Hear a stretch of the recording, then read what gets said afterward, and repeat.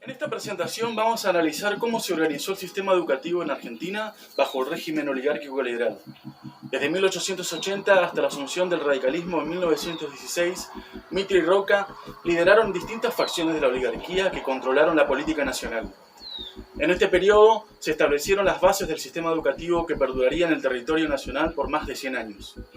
En 1871 se dictó la Ley de Subvenciones Escolares, que sistematizó la ayuda económica de la nación a las provincias.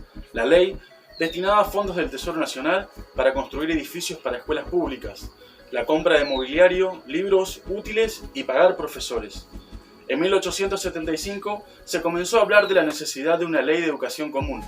Ese mismo año se dictó la Ley de Educación Común de la provincia de Buenos Aires, que establecía la enseñanza primaria, gratuita y obligatoria. Desde ese momento se acentuó el enfrentamiento con la Iglesia Católica, que consideraba que era su derecho ejercer monopolio religioso y pedagógico. La derrota de la oposición católica no implicó que la religión se restringiera totalmente al ámbito privado. Por el contrario, su presencia se manifestó en la escuela pública, en el propio discurso escolar, discurso que aún perdura en algunos lugares en nuestros días. En 1884, el Congreso de la Nación debatió y aprobó la Ley 1420 de Educación Común, laica, gratuita y obligatoria, que abarcaría la capital federal y los territorios nacionales. En 1885 se sancionó la Ley Universitaria, que establecía una forma parcial de autonomía universitaria e introducía el principio de la elección de las autoridades por parte de la comunidad universitaria. En 1905 se sancionó la Ley Laínez, que autorizaba a la nación a instalar escuelas de su jurisdicción en las provincias que así lo solicitaran.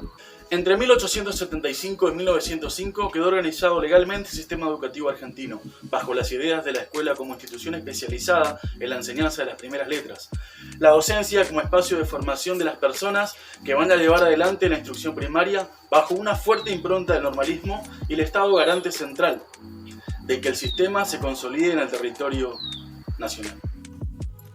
Función política y construcción del ciudadano. Como era una democracia restringida, el acceso a la educación universitaria y superior fue solo para las clases propietarias, es decir, para la élite, para así formar a los futuros gobernantes, dirigentes y empresarios. La construcción del ciudadano se limitó a los miembros de esa élite que tenían acceso a la educación y a los medios de comunicación para formar su opinión política y participar de los procesos políticos. Por otro lado, los sectores populares fueron marginados incluso del nivel medio, porque el Estado quiso formarlos para que continúen siendo obreros, es decir, encargados de la producción. La primaria sí era obligatoria, gratuita, laica y común, para todos, entre comillas, mediante selección y clasificación de los alumnos, ya que el sistema educativo no promovía la educación popular ni la educación crítica y reflexiva. En otro aspecto, según Cavarossi, la oligarquía fue la clase política del capitalismo oligárquico. Esta política oligárquica tuvo dos dimensiones, una táctica y restrictiva, donde se dio el bloqueo de toda participación y organización política de las clases subalternas, y otra expresa y participativa, donde los agentes políticos típicos de la época y los partidos notables jugaron un rol preponderante, es decir, fue limitada a las clases propietarias. Debido a todo lo anterior, es que la educación se organizó en niveles y estos en grados, lo que aún sigue existiendo en la actualidad, sin discusión alguna sobre el derecho obtenido de qué nivel podría alcanzar cada cual conforme a su procedencia social y cultural. Por lo tanto, el modelo educativo perpetuó una visión elitista y jerárquica de la sociedad, en la que las diferencias socioeconómicas se reflejaban en la educación y en la posición de los individuos en la sociedad. hablar de la economía del régimen oligárquico liberal. A la oligarquía la componía la élite, que era un grupo de personas terrateniente y latifundista porque tenían muchas propiedades de tierra. En este momento histórico se produce el mercado agroexportador, donde Argentina exportaba materia prima como trigo y maíz e importaba productos manufacturados. La élite oligárquica promovía una cultura elitista que generaba la exclusión social.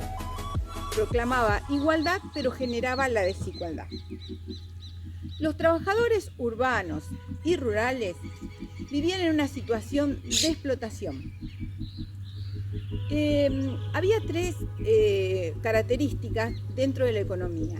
Era la mano de obra, que era producida por los inmigrantes llegados desde el continente europeo, como Italia y España, la tierra y a la vez los capitales extranjeros que trajeron el ferrocarril, donde se construyeron las redes para trasladar el cereal, y más adelante los frigoríficos.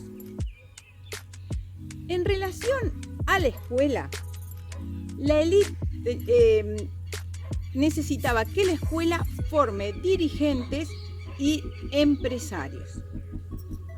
Función social, legitimando el nuevo orden vigente y el reforzamiento de los lazos de solidaridad. Cuanto a la función social, la élite oligárquica promovió una cultura elitista que generó una exclusión social, proclamaba igualdad, pero generaba desigualdad real. Y la escuela contribuiría a la legitimación de dicha desigualdad para neutralizar movimientos peligrosos subversivos en sus prácticas de sometimiento y verticalidad escolar. Por tanto, no existieron lazos de solidaridad, ya que este régimen promovió valores individualistas. El lema era administración y paz, mantenimiento social y estabilidad a través del control de las instituciones. Además, la escuela debía responder a las necesidades de la sociedad y este modelo político solicita solidaridad a las clases débiles que tienen que adaptar su destino porque cada uno recibe educación según la jerarquía social en la que atraviesan y en lugar de solidaridad recibieron exclusión. Realizamos el trabajo gráfico partiendo de una pregunta, la pregunta de cómo se consolidó el sistema educativo en nuestro país, en Argentina, a través del régimen oligárquico liberal. Esa pregunta la pudimos ir resolviendo uniendo un rompecabezas, un rompecabezas que se resolvió a partir de relacionar la sociedad, el Estado y la educación. Un Estado que tenía una sociedad como ideal, a la que quería alcanzar, y la encargada de conseguirlo fue la escuela o el sistema educativo. La encargada de poner en práctica todo lo que el Estado necesitaba para conseguir esa sociedad fue la escuela. Las funciones que fueron asignadas a los sistemas educativos nacionales para lograr alcanzar esa sociedad anhelada fueron tres. Por un lado, la función política y la construcción del ciudadano. Por otro lado, la función económica y el aprendizaje de las relaciones de producción. Y por último, la función social o el cumplimiento del orden vigente con el reforzamiento de los lazos de solidaridad. Esas funciones fueron las asignadas para que se pueda lograr este modelo educativo, el modelo oligárquico liberal. ¿Qué podemos resumir en el sistema educativo? El sistema educativo fue un sistema de dominación, un sistema tradicional, ¿sí? Un sistema de disciplina, como diría Freire, un sistema bancario, ¿sí? Opresivo. Por un lado podemos decir que era un sistema oligárquico liberal en los sistemas, en los mercados, ¿sí? A donde el Estado no interactuaba. E internamente, en esto de que decimos que es tradicional, era dominante. Pero en lo liberal, que formaba parte del capitalismo, con los mercados internacionales, fue un Estado dominado. Luego de haber pasado más de 140 años y haber transitado por una historia, por distintas formas de gobierno, podemos decir y podemos ver como docentes que todavía quedan muchos resabios de esa época, del sistema oligárquico. ¿Sí? Este sistema tradicional, un sistema de disciplina, que lo podemos ver en nuestras escuelas. Podríamos indicar que en la actualidad continuamos con un sistema conformado por niveles, ¿sí? A donde se divide por graduaciones. También podemos decir que tenemos, por ejemplo, vemos al comienzo de cada jornada la formación, un estudiante atrás del otro, al estilo militar, se continúa con esas prácticas. También la exaltación de los próceres en las efemérides, ¿sí? En cada una de las fechas importantes de nuestro país. Las provincias continúan a cargo del sistema educativo en cada una de ellas, de su mantenimiento, de su infraestructura, del pago a los docentes, etc. Pero continuamos con el cumplimiento de una directiva, de una organización nacional, ¿sí? En el año 2006, después de la 1420, que se sancionó en 1884 con el sistema oligárquico liberal, después de mucho tiempo volvimos a tener una ley de educación nacional a partir del año 2006.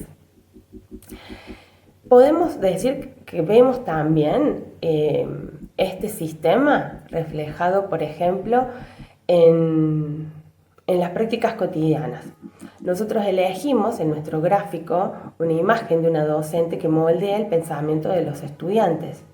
Eso lo podemos ver en las aulas que continúan con las prácticas educativas de un banco atrás del otro, a donde el estudiante no puede darse vuelta, donde debe estar en silencio, atendiendo al frente, a donde la clase es expositiva y vertical, a donde el sistema, el modelo educativo, continúa reproduciendo este modelo vertical en donde el docente tiene el saber.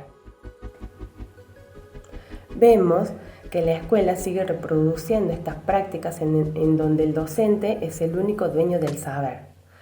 Por lo tanto, podemos concluir que debemos revisar constantemente nuestras prácticas docentes, analizando y visualizando que estamos reproduciendo prácticas del año 1884, legalizadas con una ley 1420 de hace muchos años atrás, siendo que tenemos una ley nueva del año 2006 que indica que el estudiante debe ser formado con pensamiento crítico, creador de su aprendizaje y partícipe en crear sus propios conocimientos.